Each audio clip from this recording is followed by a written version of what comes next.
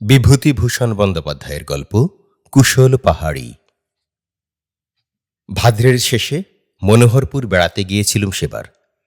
কাছেই অরণ্যময় সুন্দরগড় স্টেট। মনোহরপুর স্থানটা চারিধারে শৈলাচলে ঘেরা। বেড়াতে এসেছিলুম দুদিনের জন্য। এখানে থাকবো ঠিক করেছিলুম ডাকবাংলোয়, কিন্তু আলাপ হয়ে গেল স্থানীয় এক বাঙালি ভদ্রলোকের সঙ্গে। তিনি নিয়ে গেলেন তার বাসায়, ছাড়লেন না কিছুতেই। আমি বললাম, আপনার অসুবিধে হবে, হয়তো বেশি দিন থাকব। তিনি মৃদু হেসে স্বস্তির নিঃশ্বাস ফেলে বললেন, আহ, বাঁচলুম, 2 মাসের বেশিও কি থাকবেন? না, থাকুন না। না। তবে কেন কিন্তু করছেন? প্রবাসে বাঙালির বন্ধু বাঙালি, স্বদেশে তা নয়। জানেন তো সঞ্জীববাবুর উক্তি, যতদিন ইচ্ছে থাকুন, নিজের বাড়ি মনে ভাববেন। মনোহরপুর থেকে 9 ক্রোশ দূরে কুশল পাহাড়ির ভৈরব থান, অর্থাৎ দেবতার ক্ষেত্র।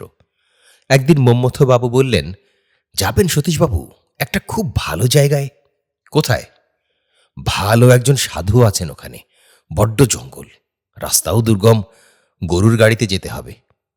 আমার সাধু সন্ন্যাসীতে দরকার নেই, জঙ্গল আছে তো, রাম জঙ্গল, তবে যাব। সুন্দরগড় অরণ্য প্রকৃতির লীলা নিকেতন। পথে পথে করম গাছের ফুলের ঝরা পাপড়ি বিছানো।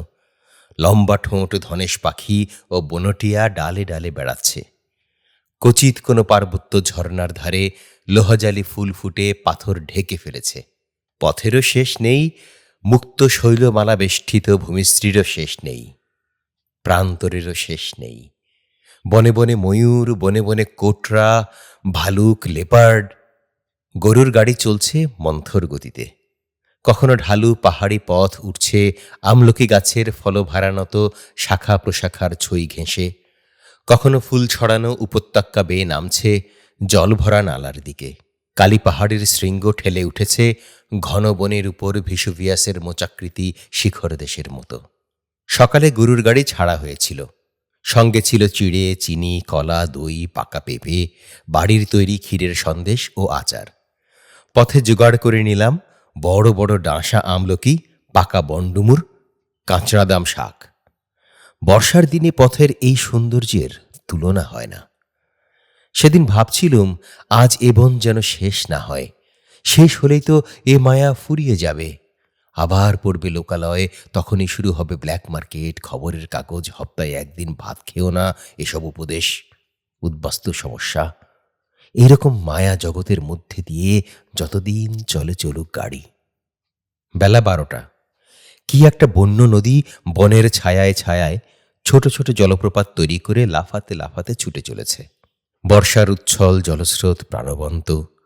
বললাম সঙ্গীকে, কি নদী মশাই? কোয়েল নদীর শাখা। দক্ষিণ কোয়েল? নিশ্চয়ই। এই নদীর জলে একরকম পাথর পাওয়া যায়, বেশ সুন্দর রং, আপনাকে দেখাবো। মনে হবে হাইনিজেড। আসুন, আগে একটা বড় পাথর আছে, তার উপরে বসে খাওয়া দাওয়া করা যাবে। আপনি কতবার এসেছেন এদিকে? ভৈরব থানের সাধুজির সঙ্গে দেখা করতে 4 বার এসেছি।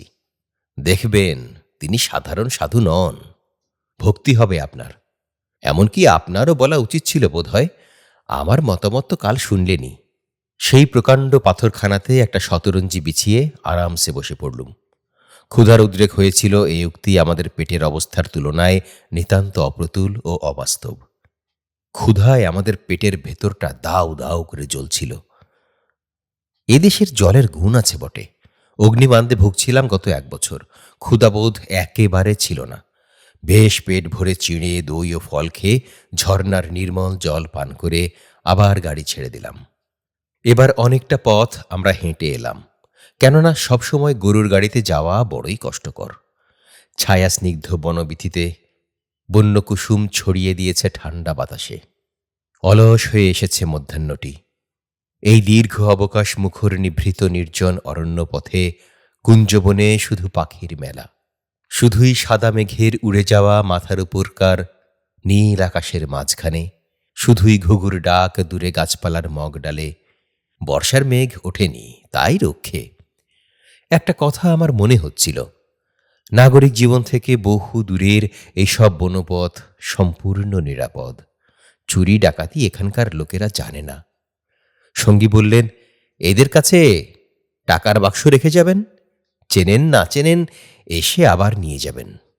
আমি জানি, রাস্তাঘাটে মেরে ধরে নেয় না, রিভলভার নেই, হাত বোমা নেই, জিপ নেই, ওসব শোনেনি কখনো এরা, চুরিই জানে না।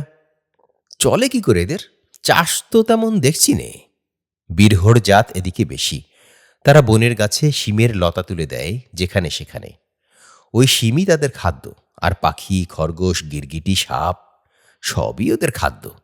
অল্পে সন্তুষ্ট, খাটতে চায় না। মহুয়ার তাড়ি খেয়ে 3 দিন বোঁদ হয়ে রইল। টাকার মূল্য বোঝে খুব কমই।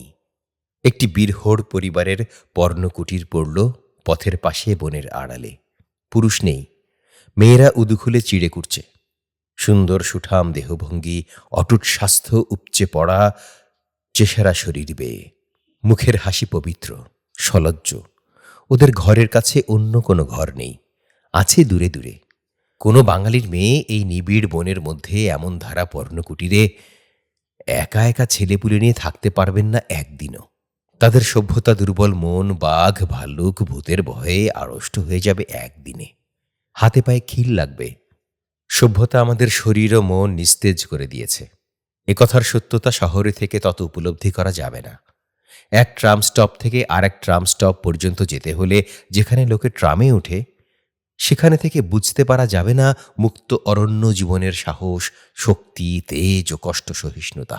ভালো করে বুঝলাম সেটা আজ। অস্ত দিগন্ত পাটল বর্ণের রঙে আকাশ রাঙিয়েছে। বনতরুর শীর্ষে শীর্ষে রাঙা আলো, লতার দুলুনি ঝোপে ঝোপে। এমন সময় ভৈরব থানে আমরা পৌঁছে গেলাম। সাথী বললেন, সঙ্গে মশারি আছে আমাদের? নেই। তবে মশা খুব, মনে হচ্ছে এখানে মশা আছে। চীনে ধূপ 2-1টা সুটকেসে আছে, জ্বালাবো এখন? থাকবো কোথায়? একটা ঘর আছে, সেখানে কেউ থাকে না। গাড়োয়ানকে দিয়ে ঝাঁট দিয়ে পরিষ্কার করে নেব। রান্না করা যাবে রাত্রে। খুব ভালো, এ তো একরকমের পিকনিক। এখন মনে হচ্ছে মেয়েদের নিয়ে এলে খুব আমোদ হতো। সামনের পূর্ণিমায় মেলা হবে এখানে। কলকাতা থেকে মা লক্ষ্মীকে নিয়ে আসুন সে সময়ে, চমৎকার হবে। সাধুজির সঙ্গে দেখা হবে না এখন? নিশ্চয়ই হবে। চলুন, ডেরা ঠিক করে তারপরে ওখানে যাওয়া যাবে। বাসা ঠিক হয়ে গেল তখনই। বেশি পরিষ্কার করতে হলো না, কিন্তু ঘরের মেঝেতে গোটাকত গর্ত দেখে মেজাজ খারাপ হয়ে গেল। এই বর্ষাকালে গর্ত যেখানে থাকে সেখানে বিষাক্ত সর্পের আড্ডা। কি করা যায়? আমার সঙ্গী বললেন, অত ভয় পাবেন না, রান্না তো শেষ করি আগে। মঙ্গল টুডু বলে একজন সাঁওতালের সঙ্গে কাঠের কথা বলতে সে কাঠ এনে দিতে রাজি হল। 4 পয়সা মাত্র চুক্তি, আমাদের রান্নার সব কাঠ এনে দেবে। সেই বললে, কোন ঘরে রান্না করছিস তোরা? নাট মন্দিরে। কেনে রে, ওটায় যাসনি, ঘাটোয়ালি বাংলায় যা। তোদের জন্যই তো সাহেবদের বাংলো খোলা থাকে, নিয়ে যাব চল সেখানে। মঙ্গল টুডু আমাদের কাঠ ও জল এনে দিয়ে রান্নার কাজে সাহায্য করলে। ঘাটোয়ালি বাংলায় আমরা গেলাম রান্না খাওয়ার পরে। তখন সন্ধে হওয়ার পর 2 ঘন্টা কেটে গিয়েছিল। ঘাটোয়ালি বাংলোটি খড়ের ঘর বটে, কিন্তু সিমেন্টের মেঝে। চেয়ার টেবিল খাটিয়া সব সাজানো আছে, এমনকি জালনায় দরজায় পর্দা পর্যন্ত। শিমুল সালের ঘাটোয়ালি জমিদার গভর্নমেন্ট বন বিভাগের উচ্চপদস্থ কর্মচারীদের বাসের জন্য এই বাংলোঘর করে দিয়েছেন এবং তার খরচে এটার মেরামত, পরিষ্কার ইত্যাদি চালু রেখেছেন দয়া করে নয়, ঘাটোয়ালি আইন অনুসারে বাধ্য হয়ে। আমরা গভর্নমেন্টের কর্মচারী নই বটে, কিন্তু বাঙালি ভদ্রলোক, সুতরাং 7 খুর মাপ। চৌকিদার তখনই সেলাম বাজিয়ে ঘর খুলে দিলে। এইবার সাধুজির সঙ্গে দেখা করতে যাবার জন্য আমরা বেরোলাম। মঙ্গল টুডু আমাদের সঙ্গে ছিল। সে আমাদের জানালে, সাধু খুব বড়, মৌন থাকেন দিনে, রাত্রে কথা বলেন। সাধু দেখে বিস্মিত হলাম। প্রায় 70-এর কাছাকাছি বয়স হবে। আবক্ষ বিলম্বিত শ্বেতশ্মশ্রু, গলায় তুলসীর মালা, হৃষ্টপুষ্ট নাদুস নুদুস দেহ, পিতৃস্নেহ ভরা শান্ত বড় বড় চোখ দুটি। বাঙালি সাধু, মানভূম জেলায় বাড়ি ছিল। 17 বছর বয়স থেকে উদাসী, গৃহত্যাগী। সব খোলাখুলি বললেন আমাদের কাছে। সাধু সুলভ গর্বের অস্পষ্টতা নেই তার। সাধুজি বসেছিলেন একটা সুপ্রাচীন বিশাল শাল তরু গুড়ি ঘেঁষে, খুব বড় ও চওড়া একখানা মসৃণ শিলাখণ্ডের উপর। শুক্লা নবমী তিথির জ্যোৎস্না ডালপালার ফাঁকে ওর আসনে এসে পড়েছে। কুশল পাহাড়ের শৈলশ্রেণী ভৈরব থানকে চারিদিকে ঘিরেছে। বহু পুরাতন পাথরের চাই, সব যেন এখানে সুপ্রাচীন। প্রাচীন সাধু, প্রাচীন শালবৃক্ষ, প্রাচীন শিলাসন, প্রাচীন অরণ্যভূমি। মনে হলো এ পরিবেশ ছেড়ে আর কোথাও যাচ্ছি নে, থেকে যাই এখানে। ঋষি সাধু প্রবক্তাদের জ্যোতির্বাহিনী এখানেই। এ জিনিস আর কোথাও পাব না। সুন্দরগড় রাজ্যের এই সুদূর বনভূমিতে যে বৃদ্ধ পিতৃবৎ স্নেহশীল ব্রহ্মজ্ঞ ঋষির পাদমূলে আজ এসে পৌঁছেছি, তিনিই মনে শান্তি এনে দেবেন। পথে ঘাটে এ দুর্লভ জিনিসের সন্ধান মেলে না। আরও মুগ্ধ হলাম যখন সাধুজি ঈশোপনিষদের একটা শ্লোক উচ্চারণ করে তার ব্যাখ্যা করতে লাগলেন। বারবার বলতে লাগলেন, কবির মনীষী পরিভূ স্বয়ম্ভ। শ্লোকটির মধ্যেকার কবি কথাটার অর্থ বৃদ্ধ। সাধুর মুখের সেই মধুর গম্ভীর বাণী আজও কানে বাজছে। কবি তিনি বটেন বাবা।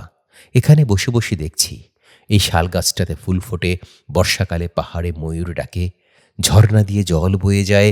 তখন ভাবি, কবি বটে তিনি। আমি কিছু পাইনি বাবা, বরং দেখছ এসব বাইরের, ভেতরের জ্ঞান কিছু হয়নি। তবে দেখতে চেয়েছি তাকে, তার এই কবিরূপ দেখে ধন্য হয়েছি। এসব বছর 7 আগের কথা। আবার কলকাতা শহরে দুবেলা নিয়মিত অফিস করছি। অর্থের সচ্ছলতা এমন নেই যে যখন তখন বা প্রতি বৎসর বেরিয়ে যাব বেড়াতে। সেদিন একটা পার্টিতে গিয়েছিলাম, বড়লোকের বাড়ির পার্টি। অনেক বড় লোকের আনাগোনা দেখলাম। ক্রাইসলার হাঁকিয়ে, বুইক হাঁকিয়ে, মিনার্ভা হাঁকিয়ে, বেশ সুন্দর সব চেহারা, কেতাদুরস্ত সাজগোজ। কিন্তু এত শিক্ষিত ও সম্ভ্রান্ত অবস্থাপন্ন লোকের সম্মেলনে সেদিন যা আশা করে গিয়েছিলুম তা পেলাম কই। শুধুই শুনলুম বৈষয়িক কথাবার্তা, যেমন দেওঘরের বাড়িটাতে এবার যাওয়া হলো না, বড় ছেলের ইচ্ছে আরও কিছু ফার্নিচার কিনে পাঠিয়ে দিলাম। কেউ গেল না গতবার, এবারও না। ওটা আর রাখবো না, আমার তো নিজের সময় নেই যাওয়ার, ছেলেরাও যেতে চায় না।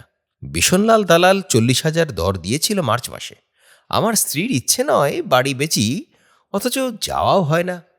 আপনার রিজেন্ট পার্কের জমিটাতে কিছু করলেন? হ্যাঁ, প্ল্যান স্যাংশন করতে দেওয়া হয়েছে। 80,000-এর উপর এস্টিমেট দিয়েছে বাগচি, ওরাই করবে। পি ঘোষালের বাড়িটা তো বাগচি করল, চমৎকার করেছে। অথবা ইলেকশনের আগে এই সব মজুর শ্রমিকের গোলমাল কেমন মনে করেন? ভালো না, সব জায়গায় চলছে। যে পার্টি মনে ভাবুন এদের সপক্ষে যাবে না, ইলেকশনের সময় তাদের মুশকিলে পড়তে হবে। সে তো বোঝাই যাচ্ছে। ইলেকশনের আগে দেশের মধ্যে বিরোধ দলাদলির ফল এই দাঁড়াবে। তারপর চলল বিশ্লেষণ, রাজনৈতিক তথ্যের বিশ্লেষণ। সেই বৈদ্যুতিক আলোয় আলোকিত, সুবেশ সুশিক্ষিত ভদ্র জনসমাগমের মধ্যে বসে আমার মনে আসছিল কুশল পাহাড়ের সেই প্রাচীন সাধুর কথা। তার সেই সুন্দর সরল বাণী নির্জন বনানী ঘেরা বটতলাটিতে যা সে রাত্রে উচ্চারিত হয়েছিল।